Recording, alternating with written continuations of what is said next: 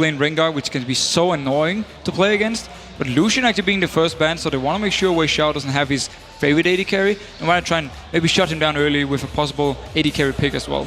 Well, Lucian and Thresh have been taken out the most popular picks in the European LCS, but who the hell cares about that, because this is America versus China right now. Elise and Lulu being banned out by WE. So like the Elise ban, you want to target Meteors a little bit, make sure he doesn't have the early game impact we know he can have. And that's also WE just saying, we want to win early game. We want to make sure your jungler, we can keep him down, because Meteors is a great jungler. Yeah. We know he can carry on Elise. And of course the Lulu pick, we've seen it time and time again, how strong mid Lulu is. Well, Lee Sin being taken away. Don't want to let Ruo on that one. That's a good bit of research, because it is a champion he's been playing a lot of. And actually now I think back to it, Thresh has been played by Conan almost consistently. It's been his main support. We haven't actually seen too many good Thresh players, at least today. They hasn't really been working for people, but still it's always a good champion to have. And with a player like Conan, he can make plays on it. And Kassadin actually being the last ban here, so WE don't want to take the chance against it. Could be because Cloud9 actually played it in the Super Week. They did, and then they actually said it wasn't very good. Yeah, but maybe they didn't see that. But something they have absolutely played is Kha'Zix, high on Kha'Zix. It could also be Meteors, because Meteors has been playing Kha'Zix as well. So that's immediately leaving it open. But speaking of leaving things open, they left Renekton open, and that is the #1 pick for China. Renekton and also Caitlyn. Yes. So you have two of the strongest laners in each individual lane. Yes, okay, you got Kha'Zix possibly onto high if it's in the mid lane you want it, but you're just giving up so good laners for WE. And they will use this. They will try to really win the early game with this. They can also lane swap. Renekton is very good in 1v2. It's very hard to dive. And also Caitlyn is having so much siege potential onto the turrets, and she's so safe as well. Well, Rengar we saw as the #1 pick during the Season 3 World Championships, and it has been argued that North America and Europe both don't really know how to properly use Rengar, keep that pressure going, which the Chinese and Korean team absolutely do. It's a unique playstyle they use, especially in China, where they focus more on actually roaming with the Rengar and set up kills elsewhere than just staying in your lane and pushing it out and winning 1v1, which is what most European NA top laners do. They focus on winning the lane, pushing it down, apply pressure that way. China, they will roam around. Well, we see our first Morgana of the day, something we expected to see very early on, but this is the first time it's been picked. It's going to be for Lemonation, and of course that also means Gragas will be selected for high. So a little bit surprised they early pick Morgana before they see the support from WE, but obviously they want to try and counter some hard engage from them. Annie and Leona. Annie versus Morgana, I like it on Annie's side here, so it can be risky for them, but at least they pretty much sure they want Morgana here. They want to try and stop some early aggression or some aggression from WE. And of course you have Gragas with the ultimate to also, you know, more or less reset team fights. If they don't want the team fight, they can just pop the ultimate and then disengage back. Well, we've seen Yasuo this morning from the Chinese. It was Zitai that played it, but there's no knockups to go alongside him this time around. Annie also being locked in. Yeah, so I don't actually have anything to go with it. I've seen Yasuo jungle beforehand. It could potentially be jungle-wise. I think we actually have to touch on with Gragas here.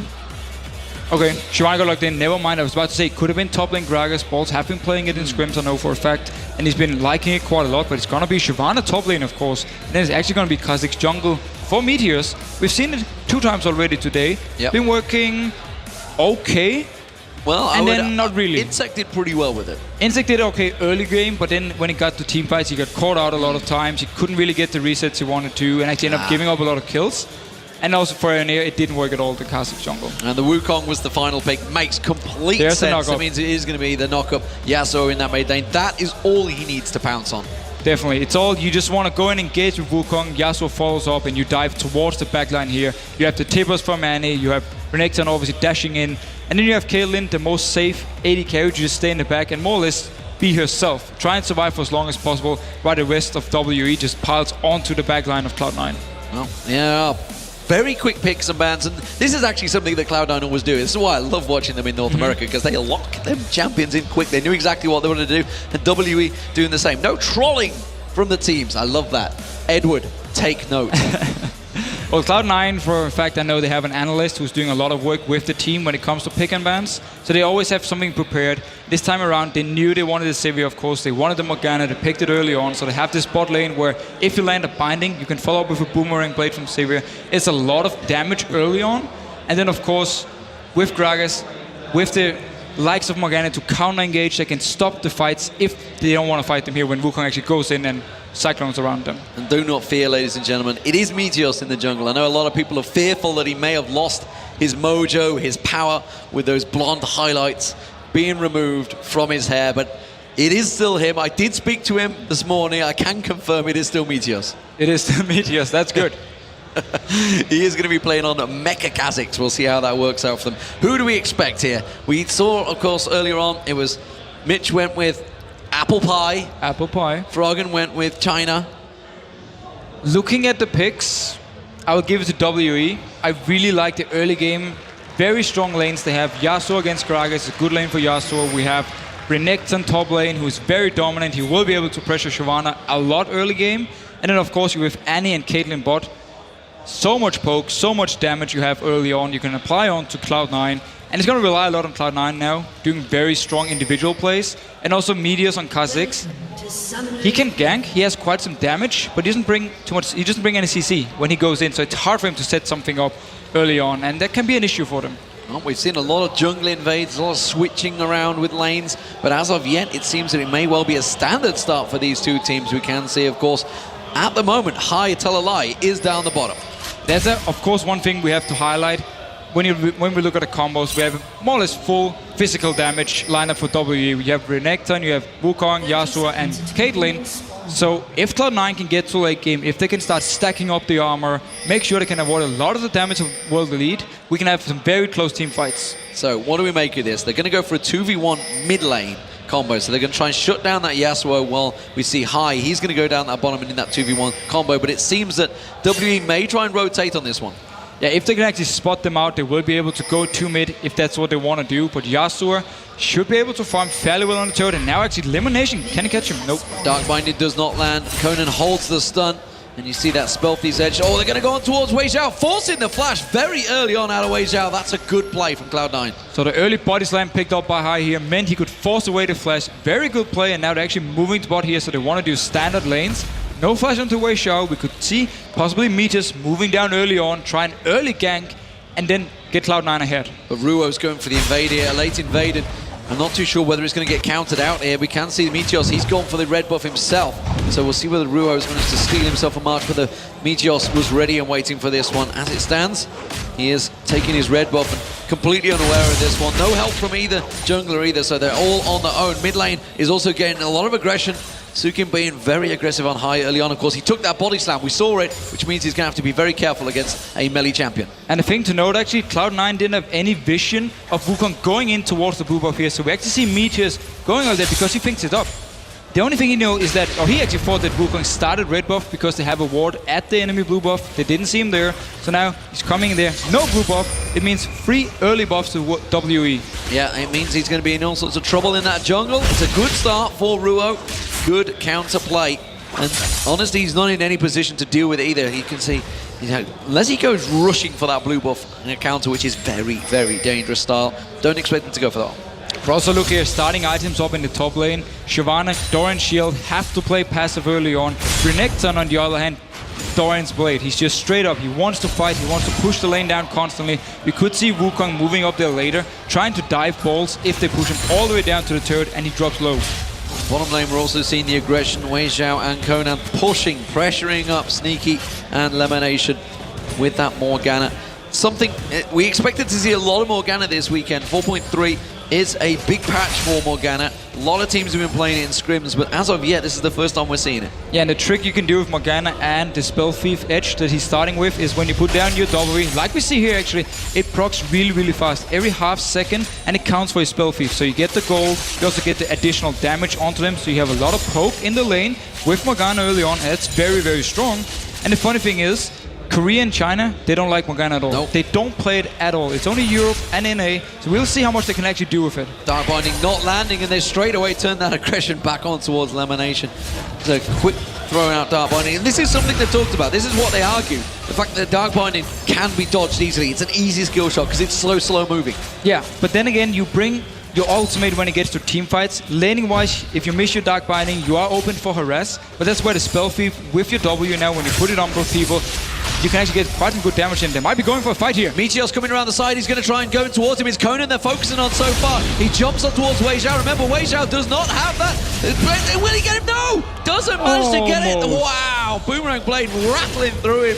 The Wei Zhao survives. So the barrier for Wei Zhao was still up. He used the flash early on. That's why Meteors came down here early for the gank, but barrier was still ready, and it made him survive. Hai going very aggressive on Sukim there. You can see he's got himself a level advantage so far. Sukim's going to hit level 5 any second now, but this is good pressure coming out from Hai in that mid lane.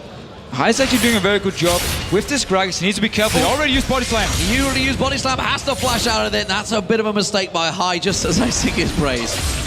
Well, flash gone for him now, so he needs to be careful. Once we have level 6 onto Wukong, level 6 onto Sukim on Yasuo, you can set up some very strong ganks because Wukong goes in, pops the ultimate, and you just instantly jump with Yasuo and just pile a lot of damage onto them. So he needs to be careful now, but still, Body Slam is a good way to escape even without the flash.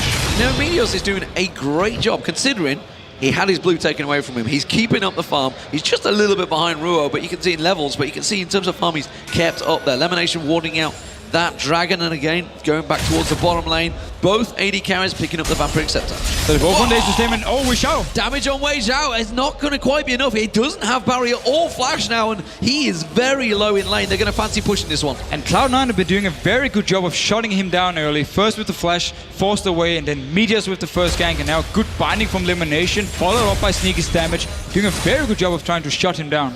Ball's having a good trade with Sao Mei in that top lane as well. Sao Mei has gone back, got himself that pickaxe early on. Here comes Ruo. This is what they needed. They needed a little bit of respite because Sneaky and Elimination are doing a number on Wei Zhao so far. Again, Boomerang Blade lashes through Wei Zhao. Dart Binding landing on Ruo. They're trying to keep that aggression away, but Cloud9 are doing a great job in lane. Yeah, Elimination has been on fire with the bindings here. It's landing so many of them. One more coming in here. Wei Zhao has the net way to actually stay alive. So, pressure from Cloud9 early on, seemingly working out, despite the fact Ruo did invade the jungle early on of Meteos. Meteos keeping himself very relevant in this one, has just backed off, and now he's on a bit of an invade of his own. The thing is, he doesn't have the timer on this red buff because he didn't actually know when Wukong did it, because Wukong started his own blue, but now two people rotating top here. Level 6 Renekton though, it's very hard to gank him. But Meteos and Hai are there, the damage is available, there is explosive cask if they're going to go for it. Sao Mei realizing the danger, there's only 3 minions, it's a small wave. Dominus being popped already, jumping on towards him, Meteos not catching the Gloron. He will get the kill, first blood goes to Bold, and that was nicely done. Very nice gank from Cloud9. Sao Mei, he knew they were there. He popped the ultimate beforehand, but still they managed to come in with 3 people and get the kill. So good play by Cloud9. Very aggressive early start. Sukim putting pressure on towards that turret. Meanwhile, in that mid lane, and now looking to try and catch on towards Balls. He knows that ultimate is down, and he quickly gets vision of them as he returns to lane. Not going to go aggressive though. And absolutely perfect. Actually, Shyvana picks up the first blood here. Will help her a lot in the 1v1 against Renekton. We know Shyvana will outscale Renekton later on in the game, so everything he can get here early on will help him and will also help Cloud9. Because once Balls can actually 1v1 Renekton, he will be able to have all the pressure in the lane. So blue buff is gonna get taken by Hai there. I was just waiting, couldn't quite see the barrel being planted. Meteos, we'll keep our eye on Meteos, see which way he levels this one actually, because we did see the ultimate being leveled, being evolved by Insect earlier on as his first. It is gonna be the wings. Yeah, so he will be able to get resets in the team fights whenever if someone dies actually, so that's good for him. If we look here at Yasuo, we actually have a Vampiric Scepter as the first item for some sustain. Normally you see the early static shift, so you have this upfront burst early on, but he won't have it this time around. He's delaying it a little bit, but now Wukong closing in. There is a ward though, so Spalls will spot him out. Yeah, Dragon Descent also available. Just going to use that burnout to run away and actually stand and stare at Ruo, saying, yeah, you dare come to my top lane, I'll keep you at bay. Mid lane, we still see Sukim. He has started to develop a bit of a CS advantage over Hai because he went for that roam. Didn't get the kill, only got the assist, which means Sukim at the moment has himself a small advantage. And he should be able to just keep farming here, but Hai will also be able to wave clear. The more levels you get on Gragas, the better yard wave clearing. And also with the blue buff, he can just constantly put up the barrels, clear the waves. Down bot lane though, the fact that Sneak is actually ahead in CS is very impressive. Him and Elimination together, and with the gang from Meteor, has been doing a very good job of pressuring Wei Zhao because he didn't have the flash early. Looks like Ruo is going to be taking the blue buff for himself. That's not going to be gifted across to Sukim, so we'll see if he makes use of that refresh on the Cyclone, which is available. I'm expecting this bottom lane gank may well be coming shortly. And if he can actually sneak down there's no ward in the bushes, so if he can actually get in range, he will be able to at least follow up for Tibbers. But once again, binding, the Tormented Soil, and then the Boomerang Blade from Sneaky. Yeah, and half the hit points shredded off him. He does have Flash and Barrier back available to him, no Wei Zhao, and he will continue that farm. And like you said, Sneaky, keep it up in farm. Sivir against Caitlyn is impressive on its own. The fact that it's Wei Zhao is even more impressive. Yeah, Caitlyn normally is the pick you want to have against Sivir in lane because you have such a long range advantage that you can just constantly poke her away. But they've just been doing a very good job. And again, credit to Elimination this Morgana, landing so many bindings. Sukim maybe trying to be baited in here. Instead, it's the top lane that it seems that Meteos is heading for. Going to be looking towards that red buff. You can see Sukim now keeping that farm at high. Starting to respect him a little bit here. He knows the damage that Yasuo has, but Meteos, he's looking to go. Dominus already used on the tower. So we will see actually if Samei decides to back off. Once he sees Meteos, he's actually staying for now. They can go for this one. They're going to wait on this one. Dragon Descent is available. They need the minions there. Ruo does react to this one. Meteos shows himself a little early. Hai and Sukim still continuing to just pounce back and forward in that mid lane. Still the big advantage for Sukim in terms of farming. He's still continuing to get that aggression on Hai, using that wind wall to make sure no barrels roll towards him. Yeah, look how fast he puts it in. And when he puts it right in front of Gragas, he actually stops the ultimate as well because he will fly into the wall and gets completely just destroyed. So there's no chance here for Hai to actually do anything back to him and knock him into the turret or anything. We need to see some aggression from Wukong though. He's level 7. We haven't actually seen a gank, despite him having his ultimate and having so strong ganks now. And this is actually a reverse to what we're used to seeing from WE. They tend to go crazy aggression. Doesn't always happen from objective control either. They tend to just pile in for them kills. We saw it with IG earlier on. Meteos is going to flash away from this one, uses that ultimate to get that invisibility. Hasn't leveled it up yet. Sukim's going to flash for this one. He's going to go deep. He will get the kill. The Ignite's going to run. It's an easy kill. Sukim now. Oh, Windwall's not going to work out. And Hai comes in. Straight counter. Explosive Cask finishes the deal. So Sukim actually couldn't pop his ultimate onto Meteos because of his stealth. He popped in when he got knocked up there. So very good play by him. And it simply meant that Sukim had to dive in. Hai could come in for the revenge kill. And now Cloud9 picking up a kill. Yes, they lost Meteos, but Hai now got an early kill, and that's very good for him. Barrel landing on Ruo as well forces him away from this one. Dragon, a potential here. Meteos is back alive and heading straight towards it. Ruo's going to take them wolves to try and get some of that lifesteal back. It seems that Cloud9 won't go for this one. Bulls has had a bit of a trade with Cao Mei in this top lane.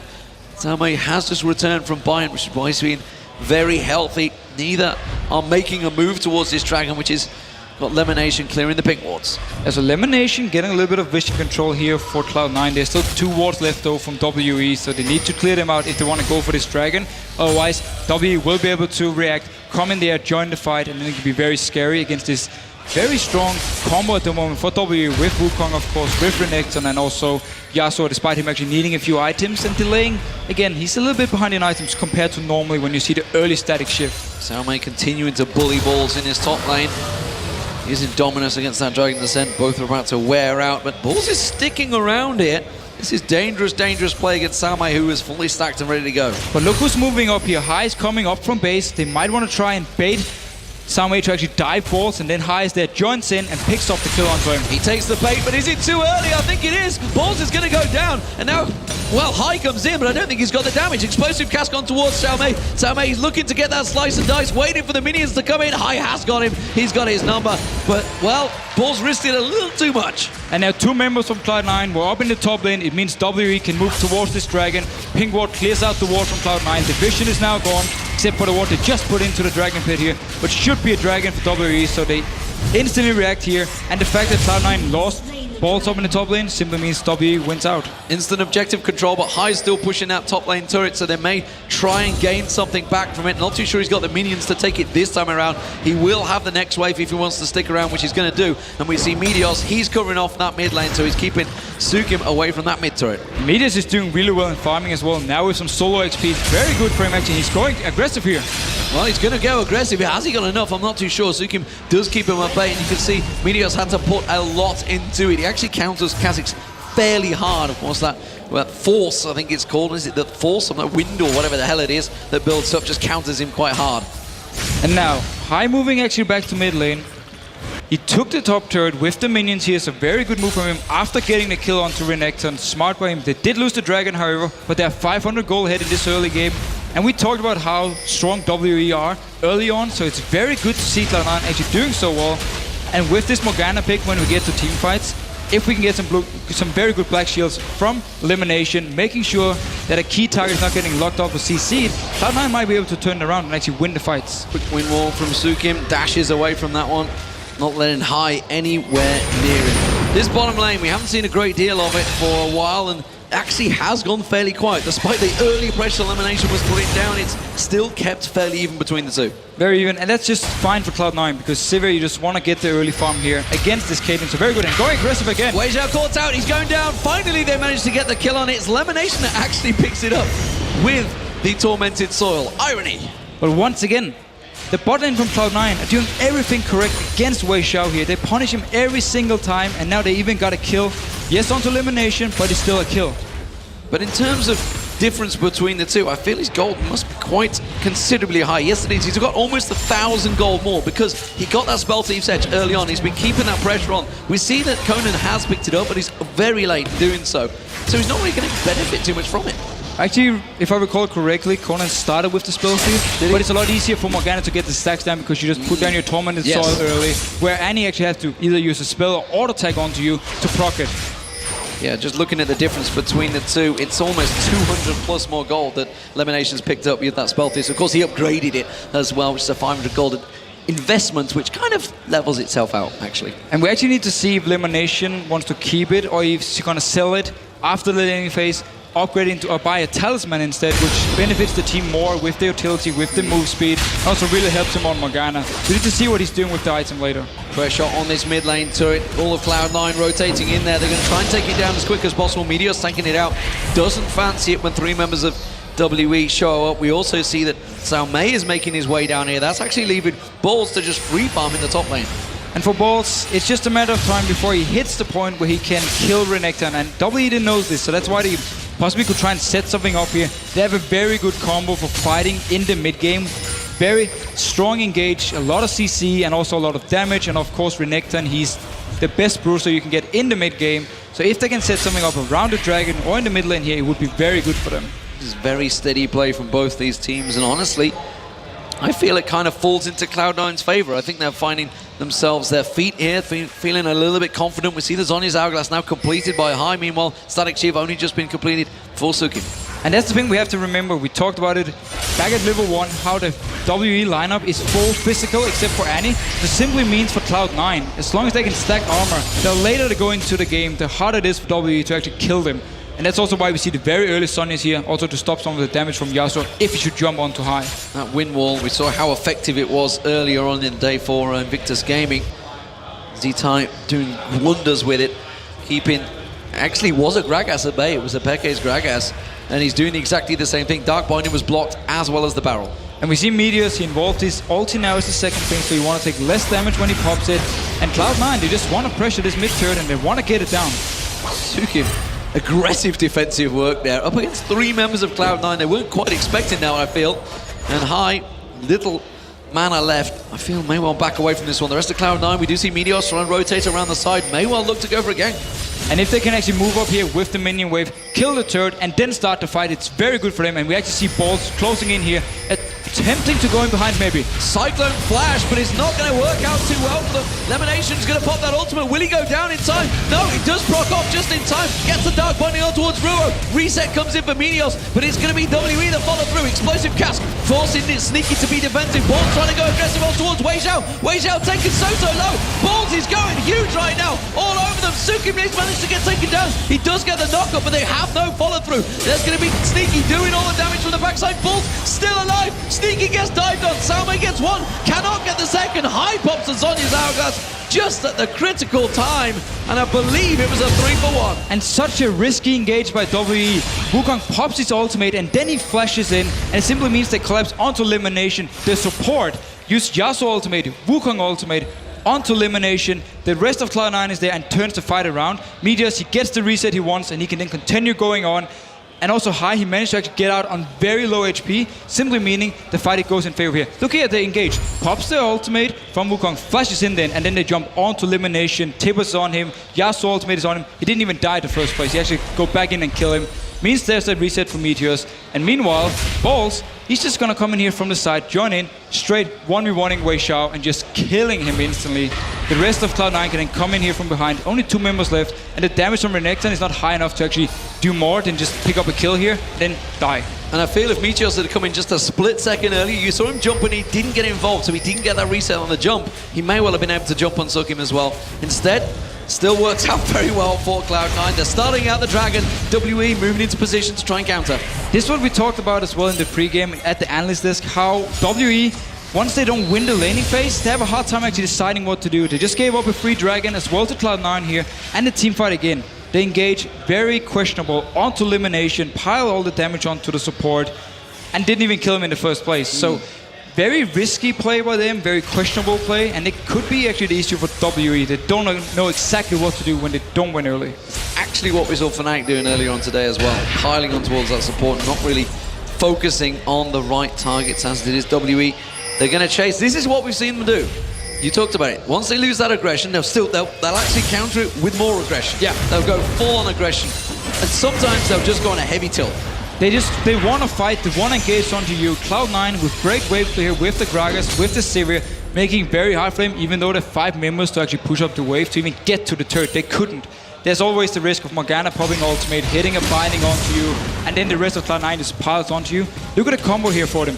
A binding from elimination, followed up by the ulti from high, shoots someone back into the team, into the face of Meteors, gets the kill, gets the reset, and then WE just have to back off. So very hard for them to actually do anything here, unless they can get the perfect engage and not onto elimination. Blue invade for Cloud9. We do see Cao Mei coming in there though, and I think that's going to be quickly defended by WE.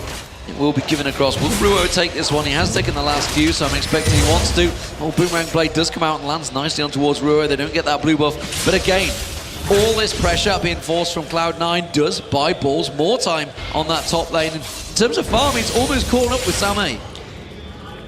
He's basically just doing what he can do on Shyvana, because as long as he keeps farming, he will keep getting stronger and stronger. We saw him in the last team fight, how he just 1v1 Wei Xiao, just jump onto him, killed him. And ultimate actually coming down from high here, trying to zone away WE. Quickly caught, but look at that, Dark Binding on Conan, quickly counters it, and Cloud9 keep that pressure pressured on towards the tower. That's what pressure generally does. We see Balls coming down there with the Burning Agony, and again, they keep on pushing towards that tower. Dark Binding doesn't land on Wei Xiao, that would have been a kill, but Cyclone comes out. That's going to be catching all of Cloud9 out. They're bouncing in the air. They will get Ruo down, but can they follow through on towards it? Cao Mei gets aggressive, but he's just being controlled by the Dark Binding. Up in the top lane, we see Meteos. He got himself the kill on towards Sukim. Ruo also went down all early on. It is actually a 2-for-1 for Cloud9, and they run for their lives. And once again, W goes in. Sukim, he pops his ultimate onto Shyvana this time. So now we had elimination and now Balls. The support and the tank, they need to do more of this Yasuo ultimate. They need to hit the squishy targets.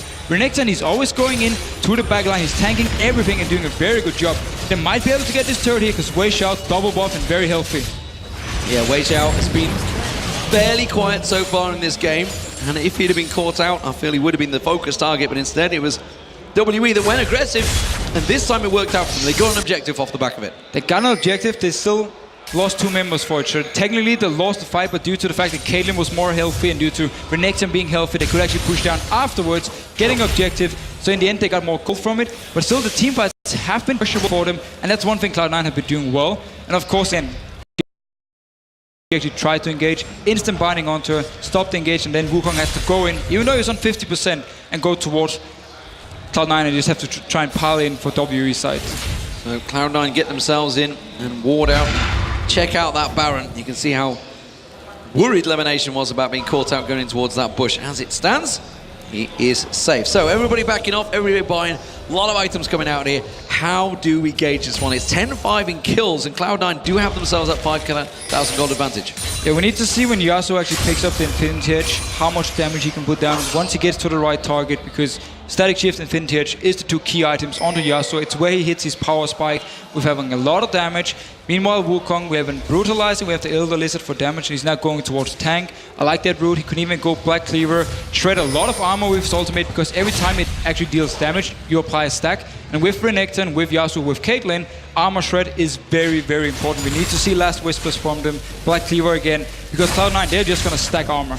And there's double static shifts as well, proccing off if they all get a little bit claustrophobic and closed in. Hai finds himself some farm in this bottom lane. Wei Xiao was down there, but is immediately backed off to keep himself a little bit of distance. Meteos, he's been a man that's been jumping around. 3-1-3 on this Kha'Zix again. Again, it seems to be working well for him. And he will have his Last Whisper now, so he has the two armor penetration items for Kha'Zix. He has the Last Whisper and the Brutalize, so he's having so much burst damage when he actually jumps into the face of someone. And if he can get towards, let's say Wei Xiao, very squishy, or let's say Conan, also very squishy, he will be able to burst them down almost instantly. Not quite sure Balls wanted to actually fight the Baron there, so he's just going to head on out. Sunfire Cape was blocking off. He just managed to clear out that ward that WE had there. Lots of pings on towards Hai here from both teams. Actually, I think they're just simply saying there's a pink ward here. Yeah, he's taking the pink ward down the bottom there. Nothing coming from this one. Conan's setting up. He's got Tibbers available. I'm wondering if he's going to try and make a play here for WE. And he's having the early distortion boots enchant onto him as well. So he's going to have less cooldown onto the flash because they want to have him flashing in with Tibbers. And then we have the Wukong ultimate afterwards. You have a lot of CC, you pile onto them, and then you jump in with the rest of the team. Zhonya's Hourglass almost completed for Lemonation. That's not bad for your support. He's been collecting that gold and making good use of it, it seems. He is a long way ahead of Conan right now. So the Zhonyas could actually signal that Elimination want to go into the middle of the team, pop his ultimate, and then pop the Zhonyas. There are two different types you can play Morgana support. The second one is where you stay with your AD carry, and you just peel away the bruisers with your ultimate. But the Dragon is up here. Cloud9, both teams actually in a very good position. We should be seeing a very important team fight. We do see, but look at Cloud9. They're just not caring. They're pushing straight for that mid-inner turret.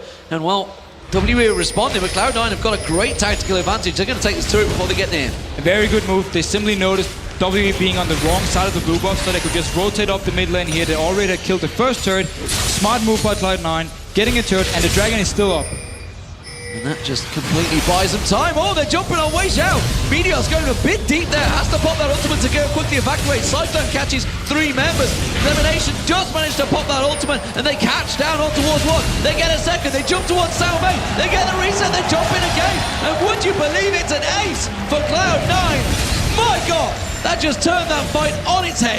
So Meteor's jumping in, more or less as a bait, actually flashing out instantly, followed up by Balls, then he jumps into the face of Wei Xiao and Conan, pushing them away from the team, and then the rest of Cloud9 just kills the members from WE, and they can finish this game. Can you taste the apple pie right now? Wow. Because Cloud9 certainly can. They've turned this game into a victory. Cloud9 defeat WE at the Intel Extreme Masters. And Cloud9 early game did everything correct, and WE, as soon as they came out of the laning phase, they had no idea what to do because they weren't ahead.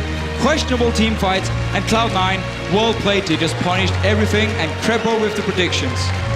And Hai just stretching like it was just another day.